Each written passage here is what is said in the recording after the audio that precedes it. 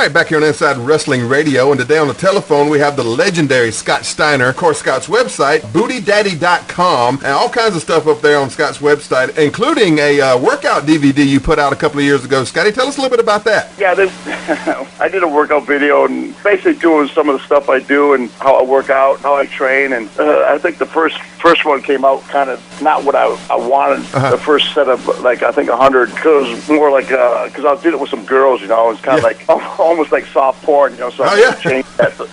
So I made them change it, you know, with, complete with the the good music.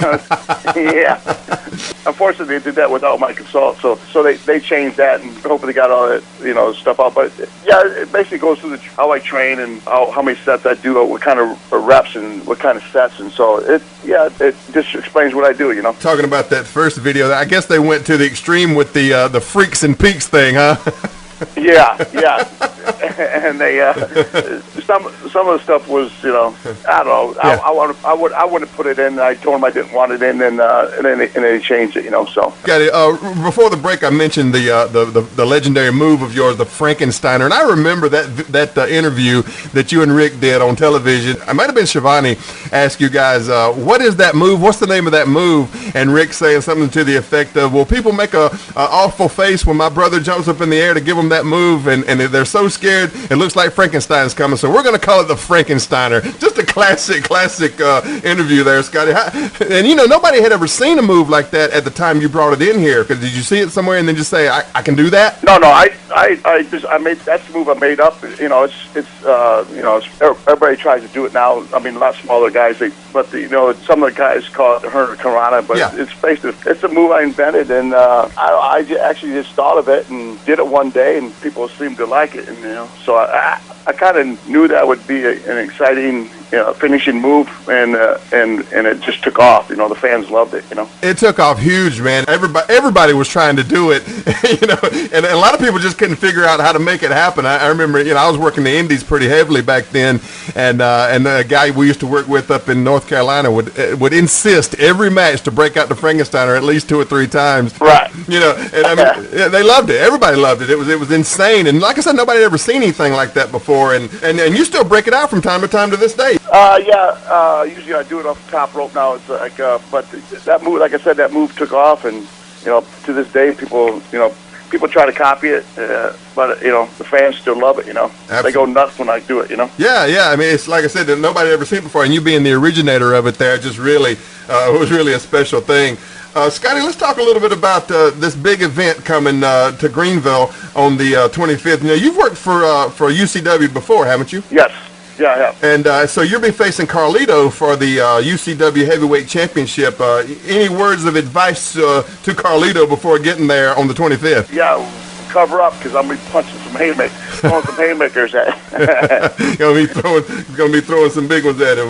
Have you ever wrestled Carlito before? No, I never have. You know, he's a great wrestler. He's, you know, from Puerto Rico. I wrestled for his dad's promotion down there, and no, he's a second generation wrestler, and he's obviously tough. He's wrestling in WWE, so it'll be a match that I look forward to. You know. Yeah, absolutely. I think you guys are really going to have a good house. I got the text here from Ronnie telling me who all is going to be on that card there, and it's really going to be a packed show. When's the last time you wrestled in Greenville? Do you remember? I think it's been a couple of years, so it's been a while. So I look forward to coming back. Yeah, absolutely.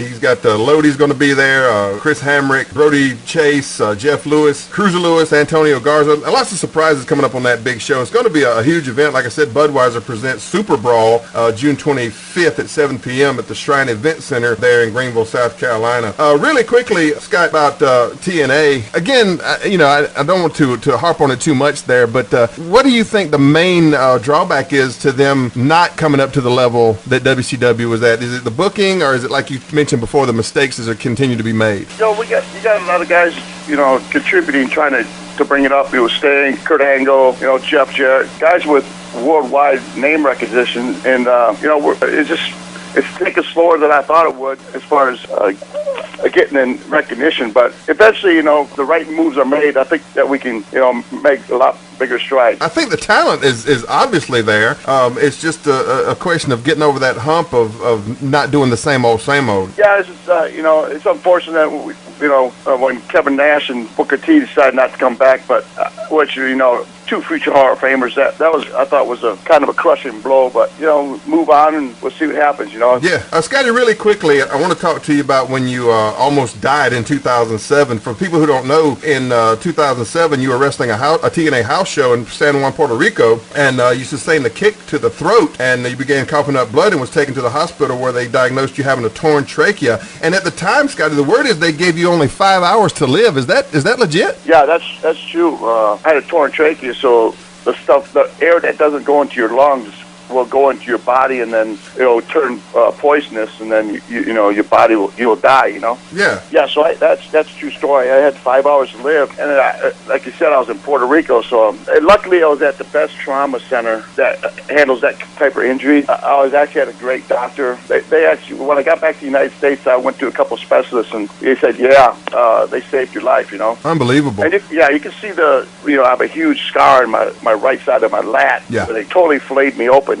But that's what they had to do to do the job and save my life. So I was there for 3 weeks, because I had to stay there because I had a tube in my lung, so I didn't get pneumonia and get sick and stuff. So and then I had to take a cruise ship back because I still couldn't fly, So yeah, you weren't able to fly because the pressure of the flying would have caused your lungs to collapse again. It's just crazy, man. Yeah. I was in a coma for 2 days, and then I remember coming out of the coma. Again, I didn't realize I was in a coma for 2 days. It was just felt like waking up from regular surgery. But it was a traumatic experience. It makes you think that I was that close to death, So, but again, I was working for TNA, and it's just unfortunate accident that happened, It's just, but I was wrestling again in like 2.5 months. So. Unbelievable, and that just speaks to the absolute toughness that Scott Steiner has, man. Just pulling through that thing and getting back in the ring so quick. It's unbelievable. It really is. Yeah, I'm lucky to be alive,